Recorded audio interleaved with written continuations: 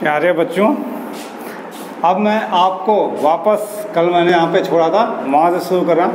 मैंने आपको cross staff की बात किया था। क्रॉस स्टाफ का काम होता है किसी जरीब रेखा से किसी बिंदु के लिए लंब निकालना या किसी बिंदु से जरीब रेखा पे लंब निकालने का काम करना। इसके लिए सबसे पहले आता है open cross staff. Open cross staff से हम सिर्फ 90 डिग्री की एंगल्स पे यानी कि लंब रेखाओं को हम आसानी से निकाल सकते हैं। ठीक है, इसके लिए हमारे पास क्या होता है, हमारे पास 4 भुजाएं होती हैं। ठीक है, इस तरह से आपके पास ये आप समझिए इस तरह से और इस तरह से। ठीक है, ये आपकी 4 आपकी भुजाएं होती हैं इस तरह से, और ये आपके पास एक दूसरे के लंब होती हैं। ठीक है, यहाँ पे होता क्या है कि ये सभी क्लियर हो रहा है। जैसे कि आपके पास ये बेस है, इधर आपका एक है भुजा, एक भुजा इधर है। ठीक है, इसके लंबवत एक भुजा इधर है और एक भुजा इधर है। ठीक है, यहाँ पे एक आई बेन पतली स्लिट होती है जो आई बेन का काम करती है। इसके ठीक सामने चौड़ी झिल्ली होती है जो आपके ऑब्जेक्ट बेन का कार्य करती है, और ये इसके अंदर एक आपका वायर या घोड़े का बाल लगा होता है। ठीक इसी प्रकार इस पे आपका एक पतली स्लिट जो आई बेन का काम करती है, और दूसरी साइड में आपका चौड़ी झिल्ली होती है जिसमें आपका ऑब्जेक्ट बेन होता है। इसके नीचे आपको ये जो आपका हो गया, ठीक है, एक इधर है एक इधर है, और इस पे 4 दिशाओं में 4 ऊर्ध्वाधर घटक हैं। नीचे बेस है, बेस के नीचे आपको इस यहाँ पे एक स्टैंड लगाने की व्यवस्था होती है। ठीक है, ये जो स्टैंड होता है ये 1 से लेके 1.5 मीटर ऊंचा होता है। अर्थात आप पतली झिल्ली से देखते हैं और चौड़ी झिल्ली से देखते हैं, उसी दौरान आपका सहायक पतली झिल्ली से आपकी चौड़ी झिल्ली की ओर देखता है, और इस दौरान दोनों से आपका एक लंब निकलता है। ठीक है, और लंब का वहाँ पे शावक से इसकी सहायता से वो निशान आपको लगा देता है। ये कहलाता है आपका ओपन क्रॉस स्टाफ। ठीक है, अब इसके बाद आपके पास आता है आपका ऑक्टोगोनल या फ्रेंच क्रॉस स्टाफ। ये आपका क्या होता है, ये आपके 8 भुजाओं वाला होता है। ठीक है, जैसे आपकी 8 भुजाएं आपके सामने होती हैं। ठीक है, ये आपके सामने 8 भुजाएं होती हैं। यहाँ से ये आपकी इस तरह से भुजाएं आपकी निकली होती हैं, और ये आपके पास इस तरह का ये शेप होता है। बाकी सब भी आपकी पीछे छिप जाती हैं। ठीक है, अब यहाँ पे एक आपके पास चौड़ी झिल्ली होती है। ठीक है, ठीक इसके बगल में आपकी एक पतली झिल्ली होती है, फिर आपकी एक चौड़ी झिल्ली होती है, और फिर एक आपकी पतली। इस तरह से ये 8 भुजाओं पे आपके जाती है। ये प्रशुद्ध रिजल्ट नहीं देता है, लेकिन इससे फ़ायदा क्या होता है कि 3 तरह की लाइन ऑफ साइट, एक 45 डिग्री की निकल जाती है, एक 90 डिग्री की निकल जाती है, और एक 135 डिग्री निकल जाती है। चूँकि इसके नीचे इसे हाथ में लेके करना होता है और साहुल की सहायता से उसको लंब बिंदु को हमको ज़मीन में खोजना होता है, लिहाजा ये उतना प्रशुद्ध रिजल्ट हमको नहीं देता है। फिर हमारे पास आता है एडजस्टेबल क्रॉस स्टाफ, जिसे हम समंजनीय गुनिया कहते हैं। ये आपका कैसे होता है, तो ये आपके पास 8 सेंटीमीटर व्यास का है। ठीक है, 8 सेंटीमीटर व्यास के पीतल के 2 सिलेंडर होते हैं जो 5 सेंटीमीटर ऊंचाई के होते हैं, यानी कि आपका 8 सेंटीमीटर ये व्यास हो जाता है। ठीक है, और ये जो ऊंचाई होती है 2 सिलेंडर एक दूसरे के ऊपर आपको यहाँ पे रखे गए रहते हैं। इस तरह से ये हो गया एक सिलेंडर, और दूसरा सिलेंडर आपके पास ये हो गया। ठीक है, ये जो ऊंचाई होती है ये आपकी 5 सेंटीमीटर आपके पास होती है। ठीक है, और ये आपकी 5 सेंटीमीटर, यानी कि दोनों सिलेंडर जो होते हैं, ठीक है, ये आपके 5 सेंटीमीटर आपके ऊंचे होते हैं। ठीक है, अब इसके बाद से आपको क्या करना होता है, यहाँ पे इस तरह से व्यवस्था होती है। ठीक है, यहाँ पे रैक एंड पिनियन, ये आपके पास rack and pinion, rack and pinion की यानी कि दंड चालित एक चक्री होती है। ठीक है, जिसकी सहायता से ये जो ऊपर वाला सिलेंडर है, ठीक है, इस पे बर्नियर के निशान लगे होते हैं। ये सिलेंडर पे आपके क्या होते हैं वर्नियर के निशान लगे होते हैं, ठीक है। और नीचे वाले सिलेंडर पे आपके डिग्री और मिनट के निशान लगे होते हैं। यहाँ पे डिग्री और मिनट के निशान यहाँ पे लगे होते हैं, ठीक है। इस वाले रैक एंड पिनियन की व्यवस्था से ऊपर वाले सिलेंडर को आप किसी भी लाइन ऑफ साइट पे आप रोटेट करा के आप अपनी लाइन ऑफ साइट को निकाल लेते हैं। ये कहलाता है हमारा एडजस्टेबल क्रॉस स्टाफ, यानी कि समंजनीय गुनिया। अब इसके बाद से हम लोग के पास आता है आपके पास ऑप्टिकल स्क्वायर, यानी कि प्रकाशीय गुनिया। जैसा कि जानते हैं कि यह प्रकाश के सिद्धांत पे काम करता है और इसके आने वाले रिजल्ट आपके काफ़ी प्रसिद्ध रिजल्ट होते हैं, ठीक है। ये हमारे पास 3 तरीके का होता है। एक होता है सिलिंड्रिकल ऑप्टिकल स्क्वायर, दूसरा होता है Indian office pattern optical square और तीसरा होता है प्रिज्म ऑप्टिकल स्क्वायर। अब हम बात करते हैं आपके सामने सिलिंड्रिकल ऑप्टिकल स्क्वायर क्या होता है, ठीक है। तो ये सिलिंड्रिकल ऑप्टिकल स्क्वायर आपका 5 सेंटीमीटर व्यास का होता है, ठीक है। ये आपका जो व्यास होता है ये 5 सेंटीमीटर व्यास का होता है और ये आपका पीतल एक डिब्बी होती है धातु की, ठीक है। और ये जो ऊंचाई होती है 1.25 सेंटीमीटर होती है, ठीक है। इसमें 3 स्लिट होती हैं, यानी कि झिल्लियाँ कटी होती हैं। ये झिल्लियाँ आपकी 1 mm की होती हैं, पतली पतली आपकी स्लिट होती है, ठीक है। ये था आपका एलिवेशन, जिसमें आपने देखा कि ये आपकी एक डिब्बी है, ठीक है, धातु की एक डिब्बी है जो 5 सेंटीमीटर व्यास की है और 1.25 सेंटीमीटर ऊंची है। अब इसमें 2 दर्पण इस प्रकार रखे गए रहते हैं कि उनके बीच का कोण आपका 45 डिग्री बना रहा है, यानी कि हमारा ये मान लीजिए सिलेंडर है, ठीक है। यहाँ पे ठीक एक दूसरे के सामने और ठीक इस रेखा के लंब पे, ठीक है, एक तीसरी झिर्री कटी होती है। क्लियर हो गया? एक झिर्री ये है, ठीक है, एक झिर्री ये है जो 1 mm की है, ठीक है, और एक झिर्री आपकी ये है। यहाँ पे 2 दर्पण आपको रखे गए हैं। एक दर्पण आपका ये रखा गया है, ठीक है, और दूसरा दर्पण आपका ये रखा गया है, ध्यान दीजिएगा, ठीक है। ये जो दर्पण है इसे दर्पण A कहते हैं और इसे इंडेक्स दर्पण कहा जाता है, मिरर कहा जाता है, इंडेक्स मिरर, ठीक है। और इसे मूव कराया जा सकता है, यानी कि इसमें डिब्बी के अंदर एक व्यवस्था दी गई रहती है कि इसको मूव कराया जा सकता है। ये हमारा होता है दर्पण B, ये फिक्स्ड होता है, ठीक है। अब ध्यान दीजिएगा, ये जो लाइन ऑफ साइट निकल रही है, ठीक है, यहाँ से, ठीक है, और ये जो लाइन ऑफ साइट जा रही है ये एक दूसरे पर लंब हो रहे हैं। अब प्रकाश के परावर्तन के अनुसार अब हमको यहाँ से आने वाली रेज को परावर्तित करानी है, तो इसके लिए जो इंडेक्स दर्पण है जिसे मूव कराया जा सकता है, ठीक है, ये पूर्ण रूप से सिलोइड कर दिया जाता है, यानी कि इसे पूर्ण रूप से पॉलिश कर दिया जाता है ताकि यहाँ से आने वाली रेज बाहर न जाए। ये जो दर्पण B है इसका आधा हिस्सा ही हम क्या करते हैं, हम यहाँ तक, ठीक है, इस दर्पण को हम मान लीजिए दर्पण यहाँ तक है तो आधे हिस्से को ही हम क्या करते हैं, सिल्वर्ड करते हैं, यानी कि ये दोनों आपके सिल्वर्ड होते हैं, ठीक है।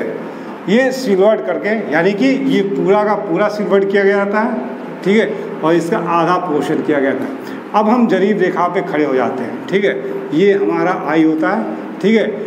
यहाँ आगे जरीब रेखा के दूसरे सिरे पे यहाँ पे हम पोल खड़ा कर देते हैं। चूँकि इस जरीब रेखा से हमको इस बिंदु के लिए लंब खोजना है, तो अब हम इसको आगे पीछे लेके इस पे चलते रहते हैं, ठीक है। एक समय ऐसा आएगा जब इस पे रखा गया पोल, ठीक है, क्या करेगा, यहाँ से ये एक रेस पैदा करेगा जो यहाँ जाएगा, ठीक है, यहाँ से टकरा के क्या करेगा, ये परावर्तित होके ये इस पे अपना रेस देगा, ठीक है।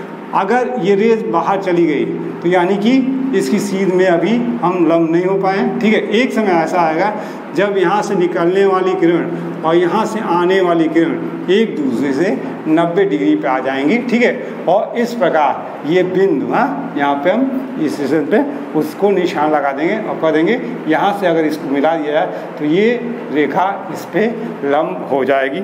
ये कहलाता है हमारा का सिलिंड्रिकल ऑप्टिकल स्क्वायर, ठीक है।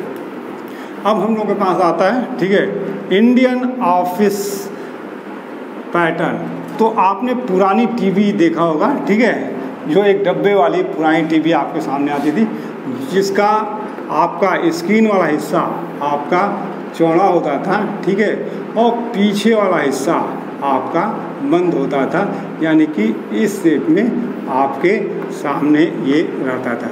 क्लियर हो गया?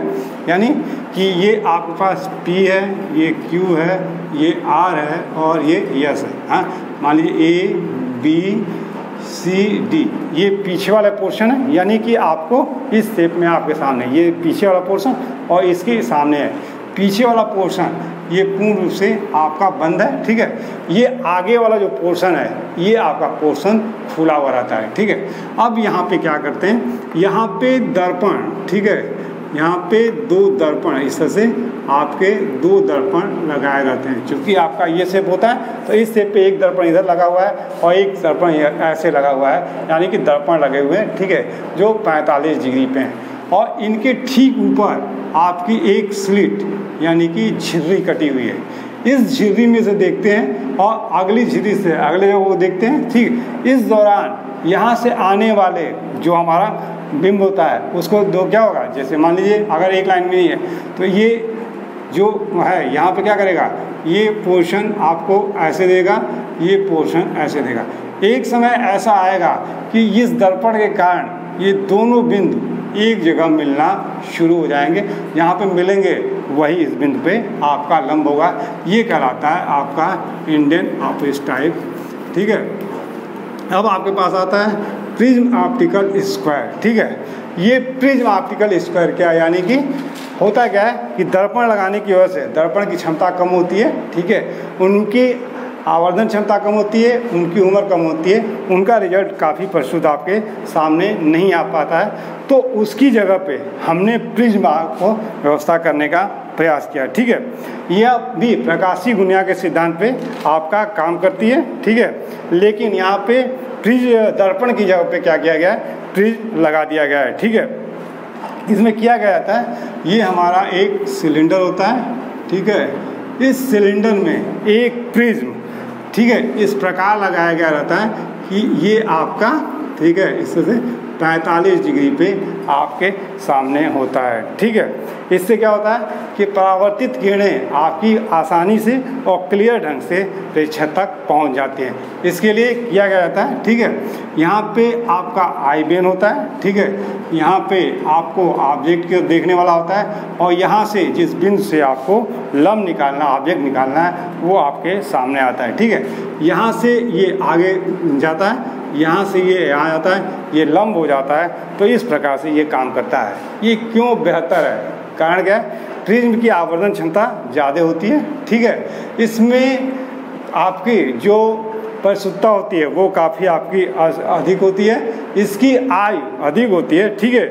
दर्पण में क्या होता है, कोण जो होते हैं बार बार यूज करने से बदल सकते हैं, जबकि प्रिज्म का एक टुकड़ा होने के कारण ये प्रिज्म का टुकड़ा अपना स्थान नहीं चेंज कर पाता है। ये जो 45 डिग्री पे फलक बनाई गई है, ये फलक हमारी 45 डिग्री पे आपकी मेंटेन रहती है। इस तरह से इसको करने का प्रयास करते हैं, यानी कि ये आपका जो प्रिज्म होता है आपका कुछ यूँ होता है, ठीक है, इस तरह से करके, और ये आपका प्रिज्म होता है, ठीक है। और ये चीज़ आपके सामने आ जाती है तो ये आपके हो जाता है। ये कहलाता है आपका प्रिज्म ऑप्टिकल स्क्वायर। अब हम आगे बढ़ते हैं, ठीक है। ये लाइन रेंजर क्या है, होता क्या है, एक अगला पॉइंट भी मैंने आपको इंस्ट्रूमेंट में बताया था, लाइन रेंजर क्या होता है, ठीक है। तो लाइन रेंजर की सहायता से 2 दूर स्थित स्टेशनों के मध्य रेंजिंग यानी कि सीधी रेखा डालने का प्रयास किया जाता है। इसमें आपको अकेले ही काम कर सकते हैं, इसमें 2 लोगों की जरूरत नहीं पड़ती है। यानी कि एक पोल आपने यहाँ खड़ा कर दिया, एक पोल आपने यहाँ खड़ा कर दिया।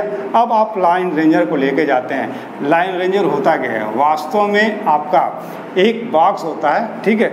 इस सर्कुलर बॉक्स के अंदर 2 जो प्रिज्म होते हैं, ठीक है, 2 समद्विबाहु प्रिज्म एक दूसरे से इस प्रकार रखे गए रहते हैं कि इनके विकर्ण, ठीक है, एक दूसरे को काटते रहें, ठीक है। ये देखिए, ये आपके 2 प्रिज्म हैं, ठीक है, जो इस प्रकार रखे गए हैं कि दोनों प्रिज्म एक दूसरे के विकर्णों को आपको काटते रहते हैं। ठीक है, एक प्रिज्म आपका ये है और एक प्रिज्म आपका है, ये एक दूसरे के ऊपर आपको रखे गए रहते हैं। इनकी सहायता से आप करने का प्रयास करते हैं। ठीक है, ये जो कोण होता है, चूँकि ये 45 डिग्री का है, ये 45 डिग्री का है। ठीक है, ये भी आपका 45 का बनेगा, तो ये भी निश्चित है कि आपका 45 का बनेगा। ठीक है, यहाँ पे आपका आई बेन होता है, इधर आपका देखने के लिए होता है, और यहाँ से ऑब्जर्वर यानी कि प्रेक्षक देखने का प्रयास करता है। ठीक है, अब करता क्या कि स्टेशन ए की तरफ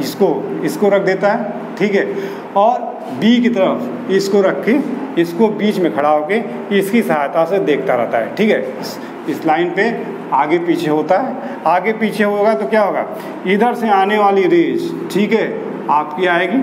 अगर सेंटर पे नहीं है तो इधर से आने वाली रेज आपकी ऐसे आएगी। एक समय ऐसा आएगा जब यहाँ से आने वाली है, चूँकि ये पोर्शन जो है क्या है, सिल्वर्ड किया गया है। ठीक है, तो अगर ये ऊपर जा रहा है तो यहाँ दे रहा होगा, अगर ये ऊपर जा रहा है तो यहाँ दे रहा होगा। ठीक है, एक समय ऐसा आएगा जब यहाँ से निकलने वाली रेखा यहाँ से सीधी हो जाएगी और यहाँ से आने वाली रेखा आपकी सीधी हो जाएगी। जैसे ही सीधी होगी तो नीचे साउल की सहायता से आप कर देंगे। ये कहलाता है हमारा लाइन रेंजर। अब इसके बाद हम लोग के पास आता है, ठीक है, आपका field book. Line ranger clear हो गया आपके पास। ठीक है, दो समद्विबाहु प्रिज्म, ठीक है, एक दूसरे पर एक बॉक्स के अंदर इस प्रकार रखते हैं समकोणीय समद्विबाहु कि उनके कर्ण काटते रहें। फिर मैं एक बार आपको फिगर बना रहा हूँ। ठीक है, ये आपका है, ठीक है, ये आपका दो समकोण आपके समद्विबाहु प्रिज्म आपके एक दूसरे पे आपके रखे गए हैं, जिनके विकर्ण एक दूसरे को काट रहे हैं। ठीक है, इनका ये जो पोर्शन होता है, ये पोर्शन आपने सिल्वर्ड किया हुआ होता है। ठीक है, यहाँ पे एक स्लिट कटी होती है, ठीक सामने इसके एक स्लिट कटी होती है, और ठीक इसके लंब आपकी एक स्लिट यहाँ कटी होती है। ध्यान दीजिएगा, आप करना क्या आपको। ठीक है, ये इंस्ट्रूमेंट अकेले आप कर सकते हैं, इसमें आपके सहायक की जरूरत नहीं पड़ती है। अब मान लीजिए आपके पास कोई एक रेखा स्टेशन ए है और स्टेशन बी है, इसके बीच में आपको सीधी रेखा डालनी है। ठीक है, तो आप यहाँ पे एक पोल लगा देते हैं, एक पोल आप यहाँ पे लगा देते हैं, और इसके बीच में खड़े हो जाते हैं और यहाँ से आप देखना शुरू करते हैं। ठीक है, अगर आप देखना शुरू करेंगे तो क्या करेंगे, जैसे इसका आएगा ये, ठीक है, तो अगर ये रेखा आपकी यहाँ से आएगी तो यहाँ से टकरा के आ जाएगी, अगर इधर से आ रही है तो ऐसे आएगी, तो आप इस पर आगे पीछे होंगे। तो एक समय ऐसा आएगा जब यहाँ से आने वाली किरण, इससे आने वाली पोल ए से आने वाली किरण, ठीक है, आपके पोल बी से आने वाली किरण दोनों मिल जाएंगी और वो आपके सामने एक लाइन में प्रदर्शित हो। वैसे आपको क्या होगा, दो लाइनें दिख रही होंगी, और जैसे ही एक लाइन दिखेगी आप साहुल की सहायता से ज़मीन पे उतार के आप वहाँ पर निशान लगा देंगे, और फिर इस रेखा पे आगे बढ़ते हुए आप अपने रेंजिंग का कार्य पूरा करते चले जाएंगे। ठीक है, अब इसके बाद आता है फील्ड बुक। निश्चित है, जो कार्य हम क्षेत्र में करते हैं उन कार्यों को रिकॉर्ड करना पड़ता है, तो उन कार्यों को रिकॉर्ड करने के लिए जिस बुक की सहायता लेते हैं उसे हम फील्ड बुक यानी कि क्षेत्र पंजी कहते हैं। ये हमारे चेक बुक की तरह से होती है। ठीक है, यानी कि जेलबंद पुस्तिका होती है, इस पे मशीनी नंबर पड़े होते हैं। ये दो साइजों में आपके सामने आती है, 20x12 सेंटीमीटर या 25x12 सेंटीमीटर का। ठीक है, ये आपकी इस तरह से होती है, चेक बुक की तरह से आपकी खुलती चली जाती है। ठीक है, इसमें जो चेन का काम करते हैं हम पीछे से आगे करने का प्रयास करते हैं। ये दो तरीके की होती है। ठीक, एक होती है सिंगल लाइन, ठीक है, यानी कि इकारी फील्ड बुक, ठीक है, और दूसरी होती है डबल लाइन यानी कि दोहरी, जिसे कभी कभी आपसे कहा जाता है कि तिखानी फील्ड बुक के विषय में आप क्या जानते हैं। ठीक है, सिंगल फील्ड बुक में क्या है आपके पास है, ये आपका फील्ड बुक है। ठीक है, जो मैंने कहा आपको दो आंकड़े दिए कि ये आपका क्या है, 12 सेंटीमीटर आपका चौड़ा है और 20 सेंटीमीटर या 25 सेंटीमीटर ये आपका लंबा है। ठीक है, तो सिंगल वाले में क्या है, इसके मध्य में एक निशान लाइन खींची गई है, यह लाइन ही आपको जरीब लाइन प्रदर्शित करती है। और जब आप क्षेत्र में जाते हैं तो इसी पे कार्य करते हुए यहीं से आप दूरियों को नाप के जो बिंदु आपको दिखाने होते हैं उन बिंदुओं को दिखाना शुरू कर देते हैं। ये कहलाता है सिंगल लाइन। डबल लाइन में क्या है आपके पास, ठीक है, सेम चीज़ आपके पास है। ठीक है, ये आपकी 12 सेंटीमीटर है। ठीक है, ये आपकी 20 से या 25 सेंटीमीटर है। ठीक है, अब यहाँ पे दो लाइनें खींची हुई हैं, इसीलिए इन्हें डबल लाइन कहा जाता है। ठीक है, इन दो लाइनों के बीच की जो दूरी है, ठीक है, ये 12.5 से लेके, ठीक है, आपको 50 mm यानी कि 1.25 से लेके आपके पास 5 सेंटीमीटर का ये गैप बना हुआ हो सकता है। ठीक है, अब यहाँ पे क्या करते हैं, जरीब लाइन तो आपको बीच में चलती है, लेकिन जो चीज़ों को आप दिखाना होता है तो यहाँ से न दिखा के, अगर जो चीज़ आप यहाँ से यहाँ दिखा रहे थे, अब यहाँ पे इसके ठीक सामने यहाँ पे आगे, अगर ये इधर अब कोई बिंदु है तो इधर दिखाएंगे। ठीक है, इसी रेखा पे अगर आगे बढ़े और यहाँ पे कोई बिंदु है तो यहाँ से न दिखा के वो दूरी आप यहाँ से दिखा के, मान लीजिए ये पोल है, आपने पोल दिखा दिया, फिर आप आगे बढ़े इस रेखा पे। ठीक है, इस रेखा से आपको कोई बिंदु मिल रहा है तो वो दूरी यहाँ से न नाप के आप यहाँ से नापेंगे, और यहाँ पर मान लीजिए अगर कोई बिल्डिंग है तो उस बिल्डिंग को आप दिखा देंगे इस तरह से। तो ये कहलाता है हमारा डबल लाइन फील्ड बुक, यानी कि तिखानी या दोहरी लाइन वाली फील्ड बुक। ठीक है, अब इसमें आपको करना क्या होता है, कैसे आप काम करते हैं इसमें, तो काम करने के लिए आपके पास दो तरीके हैं। ठीक है, सबसे पहले आप जाते हैं तो फील्ड बुक में कुछ जानकारी देनी होती है। सबसे पहले आपको क्षेत्र का नाम एवं उसकी स्थिति का वर्णन करना होता है, किस तारीख को आपने सर्वे किया है वो सर्वे की तिथि डालनी होती है, सर्वेक्षक कौन है उस सर्वेक्षक का नाम आपको डालना होता है। ठीक है, इसके बाद से आपके पास, ठीक है, क्षेत्र का खाका आप बनाते हैं, रेखाओं का विवरण देते हैं और सर्वेक्षण रेखाओं की पृष्ठ सूची तैयार करते हैं, और जरीब की निर्दिष्ट लंबाई आपकी कि किस जरीब की लंबाई है, 20 मीटर से आपने काम किया था या 30 मीटर से आपने काम करने का प्रयास किया था। उदाहरण के तौर पे मान लीजिए आपके पास ये है, आप दिखाने का प्रयास कर रहे हैं, तो सबसे पहले आपको क्या होगा, जरीब का हैंडल दिखाना होगा। फिर आपने 10 मीटर पे अगर कोई चीज़ दिखाया है, ठीक है, तो यहाँ पे मान लीजिए आपको 5 मीटर की दूरी पे हट के कोई बिल्डिंग है तो इस बिल्डिंग को आपने दिखाया है। 20 मीटर पे मान लीजिए आपके पास कोई कुआं है 3 मीटर की दूरी पे, तो आपने कुआं दिखा दिया। ठीक है, इस जरीब रेखा पे आप बढ़ते हुए चले जा रहे हैं, पता चला है कि यहाँ पे आपके पास क्या है, कोई रोड आपको क्रॉस कर रही है, नहर कोई क्रॉस आपको कर रही है इस से, तो इस नहर को आप दिखाने का प्रयास करेंगे। इसी से कितनी दूरी पे, तो ये चीज़ें मैंने पहले कहा था आपको, जो दूसरा सर्वेक्षण का सिद्धांत था कि इसके लिए आपको क्या करना पड़ेगा, आपको जरीब रेखा से ये दूरी लंब डाल के आपको निकालनी होगी, और इस तरह से आप इन चीज़ों को दिखाने का प्रयास करेंगे। अब अगला पॉइंट आपके पास है सर्वे पार्टी का। ठीक है, यानी कि एक सर्वेक्षक दल में कितने लोगों का होना बहुत ज़रूरी है, यानी कि अब अगला पॉइंट आपके पास है सर्वे पार्टी।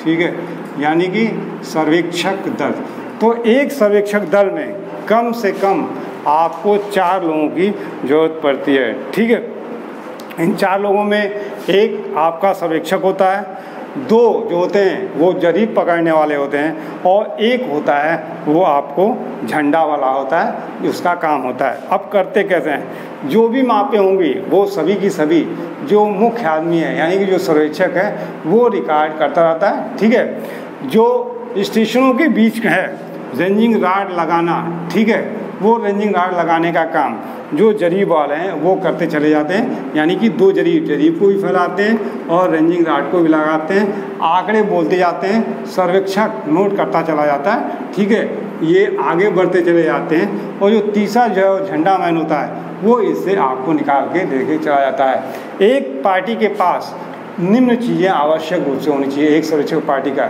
सबसे पहले उसके पास एक जरीब होनी चाहिए, वो जरीब आपकी 20 या 30 मीटर की हो सकती है। ठीक है, सर्वेक्षक पार्टी में क्या होना चाहिए, एक आपका सर्वेक्षक होगा, ठीक है। 2 आपके जरीब वाले होंगे, जरीब वाले आप क्या होंगे, जरीब वाले आपके पास 2 संख्या में होगा, और एक झंडा लगाने वाला है, यानी कि उसको उठाने वाला आपका 1 होगा, ठीक है।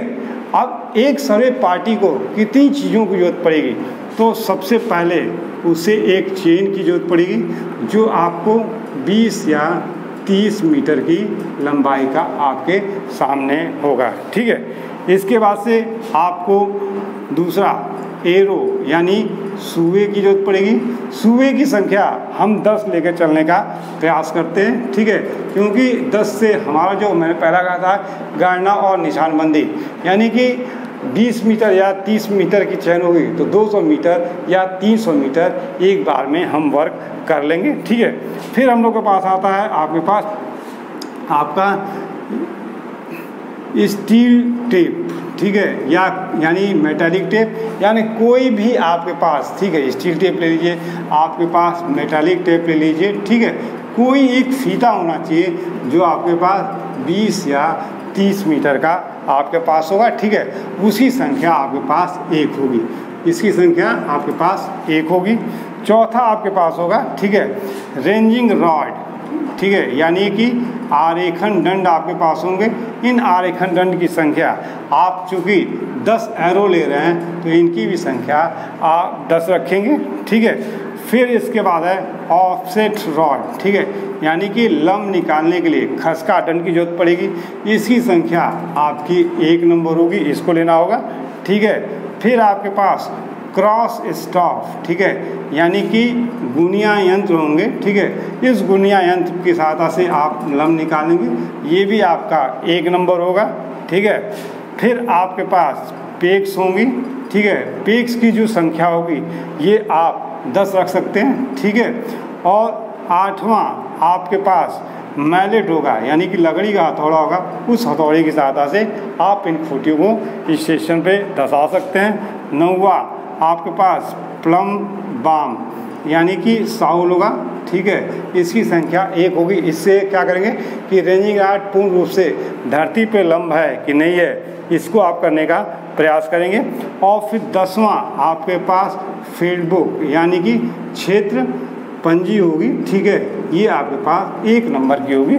इतनी चीज़ों को एक सर्वे पार्टी की आपको आवश्यकता होगी, एक सर्वे पार्टी ये चीज़ करेगी। अब इसके बाद से आता है, ये तो था आपके पास इंस्ट्रूमेंट, ठीक है, यानी कि इंस्ट्रूमेंट की सहायता से आप कैसे करने का प्रयास करते हैं, ठीक है। अब इसके बाद से आपके पास आता है कि फीते की सहायता से आप लंब कैसे निकालने का प्रयास करते हैं या लंब आप कैसे निकाल सकते हैं, ठीक है। तो यहाँ पे 2-3 चीज़ें होंगी। एक पहली कंडीशन होगी जब किसी जरीब रेखा से, पहला पॉइंट आपके पास है, अब आपको क्या करना है, परपेंडिकुलर चीज़ें प्राप्त करनी है, यानी कि जरीब द्वारा आपको लंब डालना, जरीब द्वारा लंब डालना, ठीक है। ये कैसे करने का प्रयास करेंगे, तो इसके लिए 2 पहली कंडीशन आएगी। एक, जब आपको जरीब रेखा से लंब निकालना हो, यानी कि जो आपकी जरीब रेखा है, ठीक है, उस जरीब रेखा से लंब निकालना है, जरीब रेखा से आपको लंब निकालना है। और दूसरा, ठीक है, किसी बिंदु से जरीब रेखा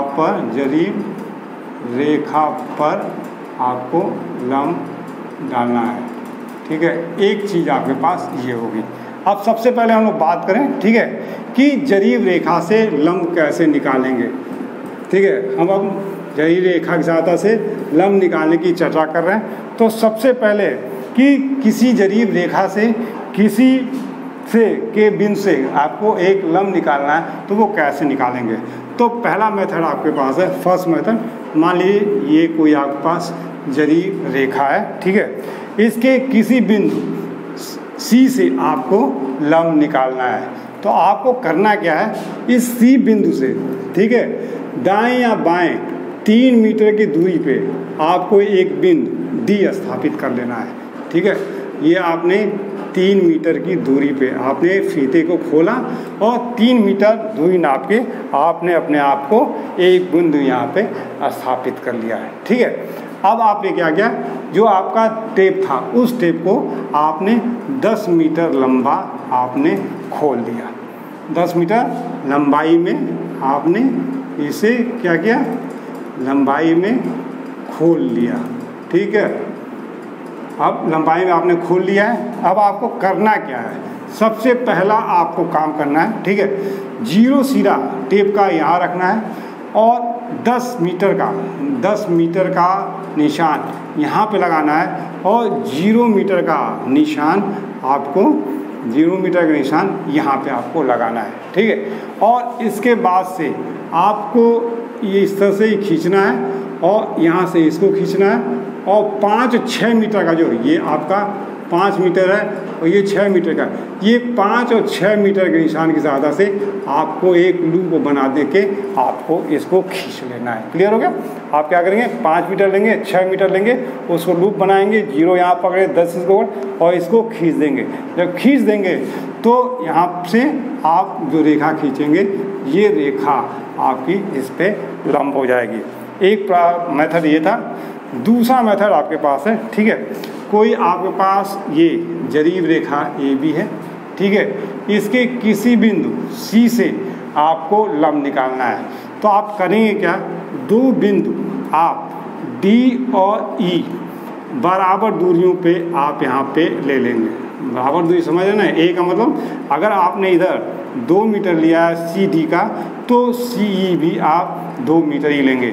अगर आपने सी डी 5 मीटर लिया है तो आप सी ई भी आप 5 मीटर लेंगे। ए का मतलब यानी कि ए बराबर आपका 1 मीटर हो सकता है, 2, 3, 4, 5, जो आपको लगे वो आप अपने हिसाब से ले सकते हैं। अब लेने के बाद से आपको करना क्या है, फीते को फिर 10 मीटर खोल लेना है, 0 मीटर आपको डी पे रखना है, 10 मीटर आपको ई पे रखना है और इसको सीधे आपको खींच देना है, यानी कि आपको इस तरह से आपको कर देना है। ठीक है, तो 1 मीटर, 2 मीटर, 3 मीटर, 4 मीटर और ये 5 मीटर आपका बीच में हो जाएगा।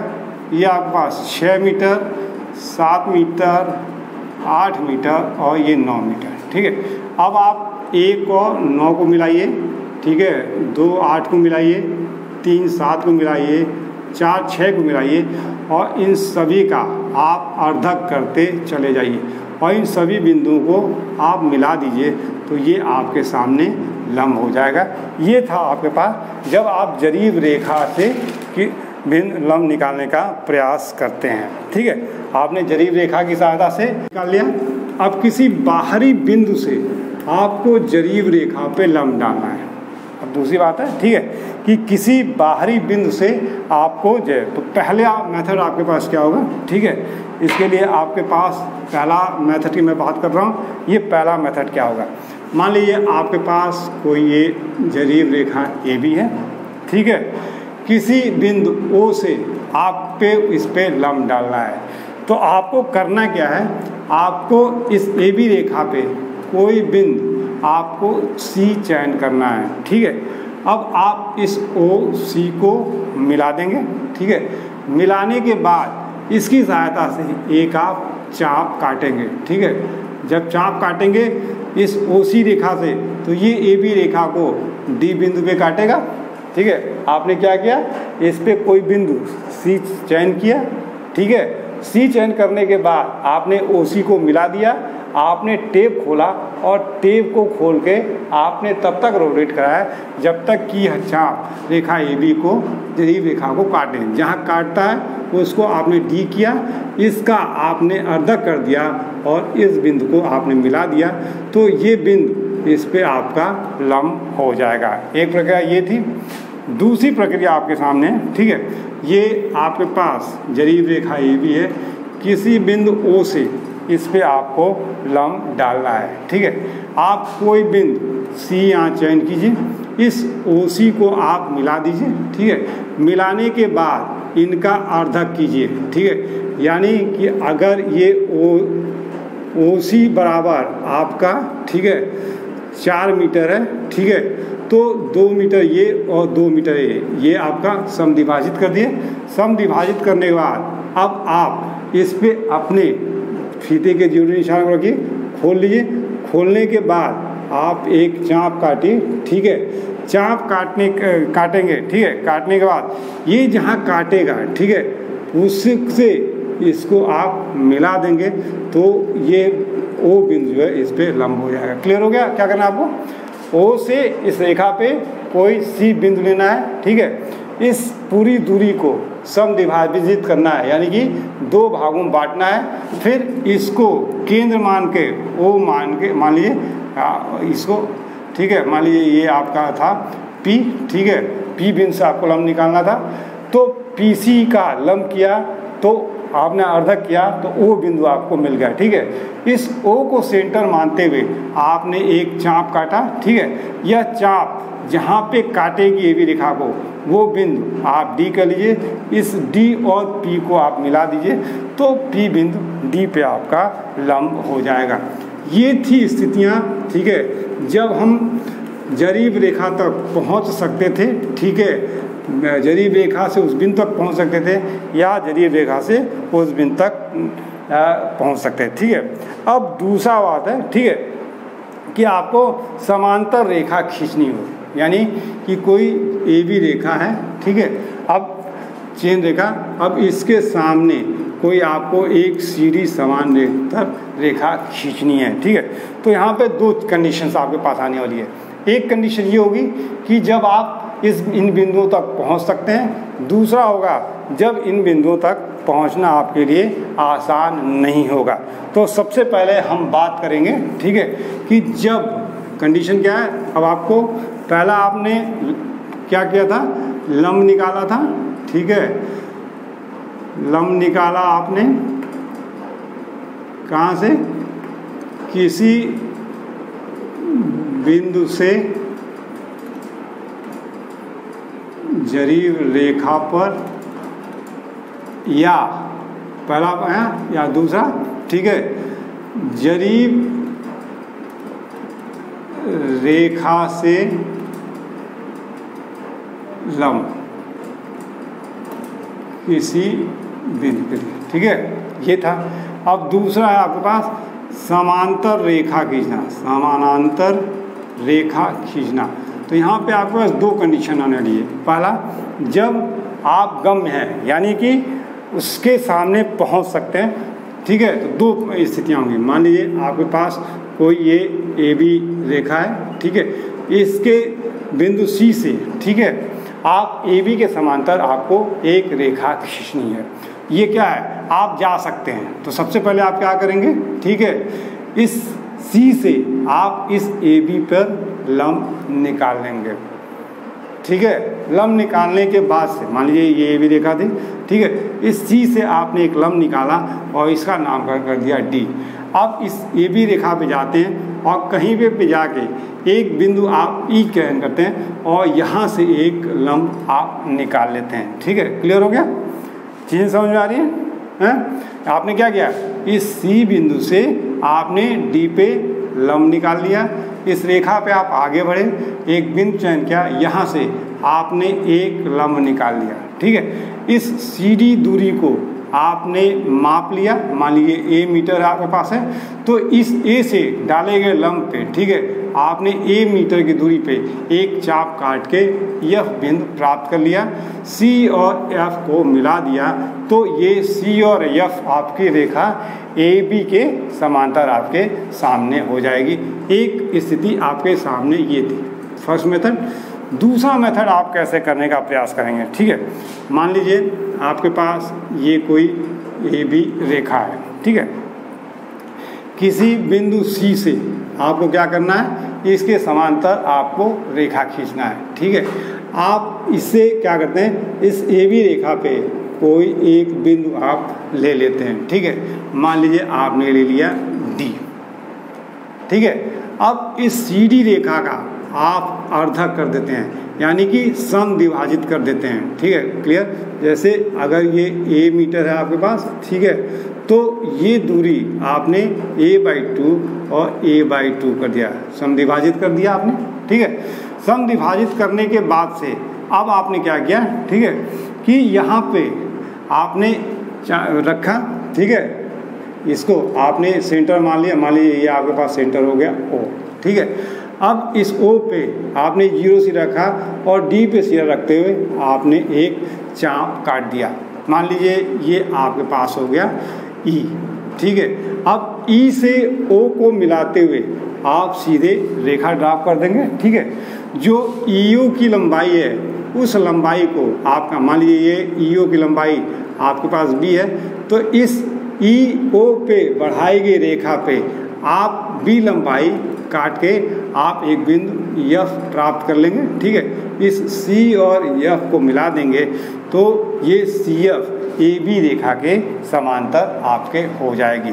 ठीक है, ये था जब आप पहुंच सकते थे उस कंडीशन में। दूसरी स्थिति आपके पास आएगी कि जब आप पहुंच नहीं सकते हैं, अर्थात आपके पास कोई AB रेखा है, ठीक है, इधर कोई आपका नदी नाला है और इस नाले के दूसरे साइड में आपका कोई बिंदु C है। ठीक है, इस C बिंदु से आपको समांतर रेखा खींचना है। ठीक है, तो सबसे पहले आप क्या करेंगे कि इस AB रेखा की, ठीक है, इस AB रेखा की सीध में एक दूसरा बिंदु आप स्थापित करेंगे रेंजिंग की प्रक्रिया के द्वारा।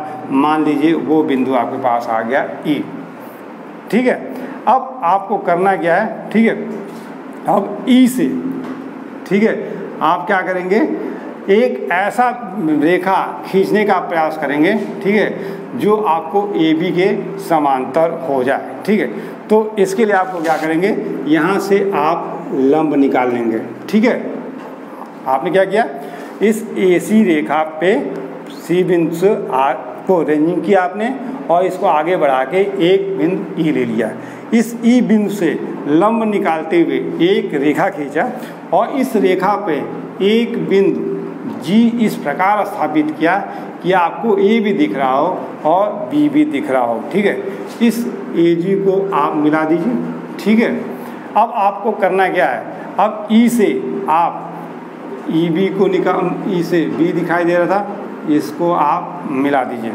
ठीक है, अब आपको क्या करना है, इस बिंदु C से, ठीक है, अब आपको क्या करना है, इस बिंदु C से आपको करना क्या है कि इस बिंदु C से, ठीक है, इस AB AG के समांतर एक रेखा आपको खींचना है।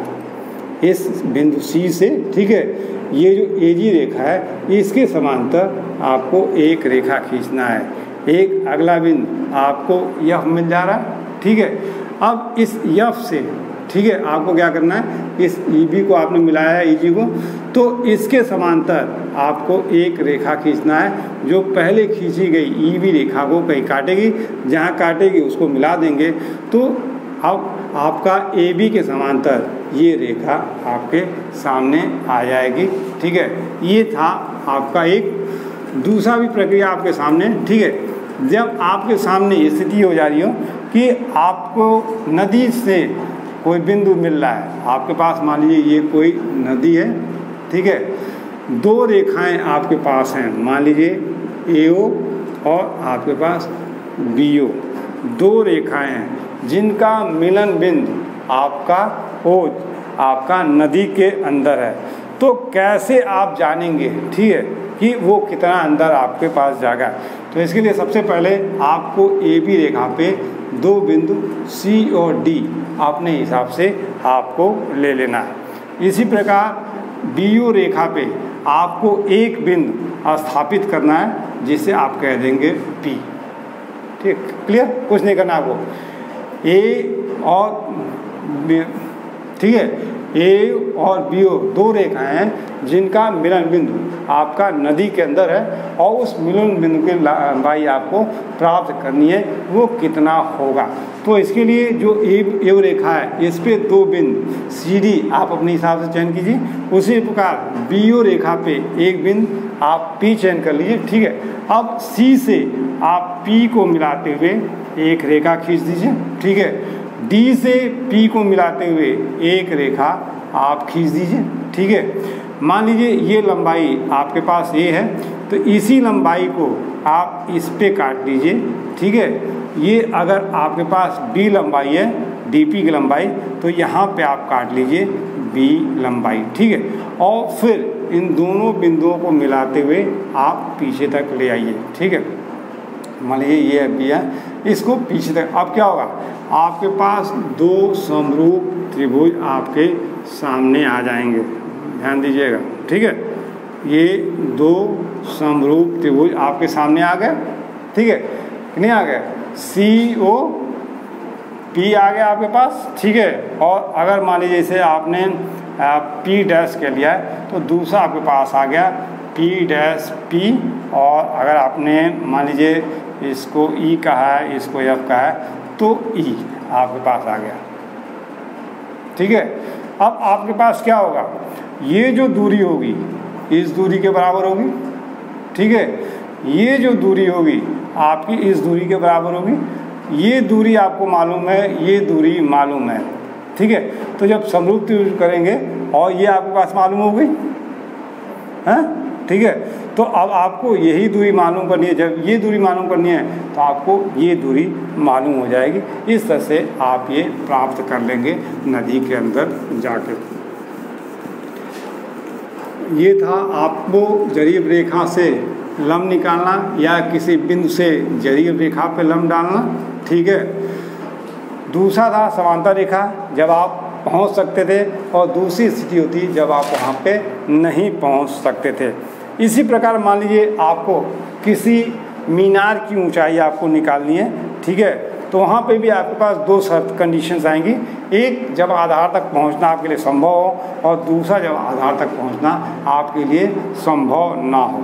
तो आपको कुछ नहीं करना है, सबसे पहले ये कोई आपके पास मीनार है, ठीक है। तो इस मीनार के लिए चूँकि यहाँ पे पहुँचना आसान है, तो 2 रेंजिंग राड लेंगे, ठीक है। इनको 2 स्थानों पे आप A और B पे गाड़ देंगे, इस प्रकार गाड़ेंगे, ठीक है, कि इनका शीर्ष, B का शीर्ष और मीनार का शीर्ष एक सीधी लंबाई में आपके सामने आ जाए, ठीक है। निश्चित तौर पे ये सभी दूरियां आप मेजर कर चुके हैं, ठीक है। आपको सिर्फ ये हाइट आपको जानना है, ठीक है। तो इसके लिए आपके पास क्या होगा, जब आप इसको करेंगे, ठीक है, तो ये आपके पास 2 समरूप त्रिभुज आपके सामने बनेंगे, ठीक है। एक समरूप त्रिभुज आपके सामने ये होगा, ठीक है, और एक समरूप त्रिभुज आपके सामने ये होगा। क्लियर हो गया, ठीक है। ये आपको मालूम है, क्लियर, आपको ये पूरी दूरी आपको मालूम है, ठीक है। ये कैसे मालूम होगा, मान लीजिए आपने यहाँ पे रेंजिंग राड लगाया है, अगर ये 1.5 मीटर है तो ये निश्चित तौर पे ऊपर है, तो ये मान लीजिए अगर आपका 2 मीटर है तो निश्चित तौर पे डिफरेंस ये 0.5 मीटर का होगा, है, ठीक है। तो एक त्रिभुज आपके सामने ये आ गया, हाँ, और एक त्रिभुज आपके सामने ये आ गया। अब ध्यान देने वाली बात क्या है, हाँ, आपको क्या था आपने, ये डिफरेंस आपको मिल गया 0.5 का, हाँ। अगर मान लीजिए A है, ये B है, ये C है, ये D है और E है, तो आपके पास त्रिभुज क्या हो गया, A B C and A D E, आपके पास 2 त्रिभुज हो गए, हैं, ठीक है। क्या होता है आपके पास CB बाई AB इक्वल पहले त्रिभुज, अब दूसरे बराबर आपके पास हो जाएगा ED बाई आपके पास AD, है। CB आपके पास मालूम है 0.5, ठीक है। AB मान लीजिए आपके पास 3 मीटर है, ठीक है, तो ये 3 मीटर आ गया, ठीक है। अगर AD आपके पास 10 मीटर है तो ये आपके पास ED बाई AD आपके पास 10 मीटर हो जाएगा। तो ED बराबर आपके पास क्या हो जाएगा, 10 गुणे 10.5 डिवाइडेड बाई 3 करेंगे तो आपको ये दूरी मिल जाएगी। ठीक है, जब ये दूरी मिल जाएगी तो ये अभी क्या मिली आपको, H1 मिला, और ये अगर आपके पास H2 है तो ये कंप्लीट हाइट आपकी कैपिटल H बराबर क्या हो जाएगी, H1 प्लस H2। ठीक है, H1 आपने यहाँ से निकाला हुआ है, ठीक है, और H2 ऑलरेडी आपके पास 1.5 मीटर है, तो आप इसकी सहायता से आप कर सकते हैं। ठीक है, जब आपको आधार तक पहुंचना संभव ना हो, ठीक है, यानी कि आपके पास कुछ ऐसी स्थितियां बन रही हैं, ठीक है, कि बीच में आपके पास ये जो है, ठीक है, इसके बीच में कोई आपके पास बाधा आ जा रही है, तो उस कंडीशन में आपको क्या करना पड़ेगा, 4 रेंजिंग राड्स आपको लेने होंगे। ठीक है, इस 4 रेंजिंग राड्स में आप क्या करेंगे, ये और ये इनका सीध ये होगा, ठीक है, फिर ये और ये इनका सीध, यानी कि यहाँ पे आपको 4 रेंजिंग राड की सहायता लेनी होगी और फिर इस तरह से आप इस कार्य को आगे बढ़ाएंगे, इसको करने का प्रयास करेंगे। ये था जरीब रेखा की सहायता से आपको लंबाई निकालना, आपने करने का प्रयास किया। ठीक है, अब अगला पॉइंट आपके पास आएगा रेंजिंग ऑफ चेन लाइन। ठीक है, तो यहाँ पे रेंजिंग चेन लाइन यानी कि अब आरेखन का, रेंजिंग का मतलब होता है कि 2 स्टेशनों के मध्य एक सीधी रेखा डालने के लिए जो प्रक्रिया अपनाते हैं उसे ही आप रेंजिंग कहते हैं। और ये 2 तरीके से होता है, एक होता है डायरेक्ट मेथड, ठीक है, और दूसरा आपके पास होता है इनडायरेक्ट मेथड। एक आपके पास होता है डायरेक्ट और दूसरा होता है आपके पास इनडायरेक्ट मेथड। ये 2 मेथड्स आपके सामने आते हैं। ठीक है, अब इन 2 मेथड्स में आप कैसे करने का प्रयास करते हैं, तो डायरेक्ट मेथड में आपके पास 2 चीज़ें आती हैं, एक है बाई आई यानी कि आँख की सहायता से करते हैं, और दूसरा है बाई लाइन रेंजर जिसका मैं पहले डिफाइन किया था आपको, उसकी सहायता से आप करने का प्रयास करते हैं। इनडायरेक्ट मेथड में हम 2 तरीके अपनाते हैं, एक आपको हिल यानी पहाड़ी पे काम करना होता है, और दूसरा आपको वैली यानी कि घाटी में आपको करना पड़ता है। ठीक है, इनडायरेक्ट को हम रेसिप्रोकल रेंजिंग भी कहते हैं। ठीक है, और इसमें इनडायरेक्ट में और तीसरा आपके पास होता है, ठीक है, आपका रैंडम लाइन मेथड, यानी कि 3 मेथड आपके सामने होते हैं जब आप करने का प्रयास करते हैं। ठीक है, यानी कि डायरेक्ट मेथड, इनडायरेक्ट मेथड, ठीक है, और तीसरा आपके पास है आपको पास random line method, random line method, यानी कि इन 3, अब ये मैं आपको अगले क्लास में आपके सामने डिफाइन करूँगा।